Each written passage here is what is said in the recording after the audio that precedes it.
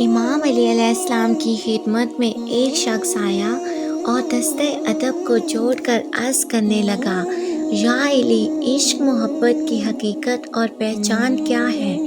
یہ کہنا تھا تو امام علی علیہ السلام نے فرمایا، قیامت کی نشانیوں میں سے ایک نشانی یہ ہے کہ ایک وقت ایسا آئے گا جس دور میں ہر کوئی ہر کسی کو یہ کہے گا کہ میں تم سے محبت کرتا ہوں، لیکن افسوس کہنے والے کو اور نہ سننے والے کو محبت کے وجود سے وابستگی ہوگی۔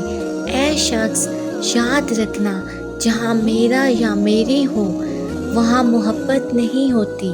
اگر کوئی یہ کہتا ہے کہ یہ سواری میری ہے، یہ بھائی میرا ہے، یہ اولاد میری ہے، تو اس وقت وہ ان چیزوں سے پہلے اپنا ذکر کرتا ہے۔ انسان سے ایک دوسرے کی وجہ سے نہیں بلکہ اپنے احساس کی وجہ سے جڑتے ہیں۔ ماں اولاد سے اسے انسان کے لیے نہیں محبت کرتی بلکہ یہ سوچ کے محبت کرتی ہے کہ اس کو میں نے پیدا کیا ہے، یہ میرے جسم کا حصہ ہے۔ اولاد والدین سے محبت اس لیے کرتے ہیں کہ وہ یہ سمجھتے ہیں کہ انہوں نے میری پرورش کی ہے، مجھے پالا ہے۔ انسان صرف اپنے آپ سے محبت کرتے ہیں۔ جہاں ساتھ دینے کی بات ہو، کسی کو حاصل کرنے کی طلب ہو، تو وہ محبت نہیں، خود پسندی ہے۔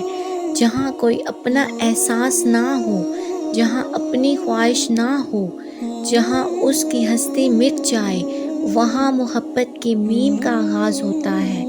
تب بھی اللہ تعالیٰ نے محبت کی مثال سجدے کو رکھا ہے تاکہ انسان کے نزدیک واضح ہو کہ خود کے وجود کو خم کرنا، خود کی خواہشوں کو تدفین کرنا، یہی اصل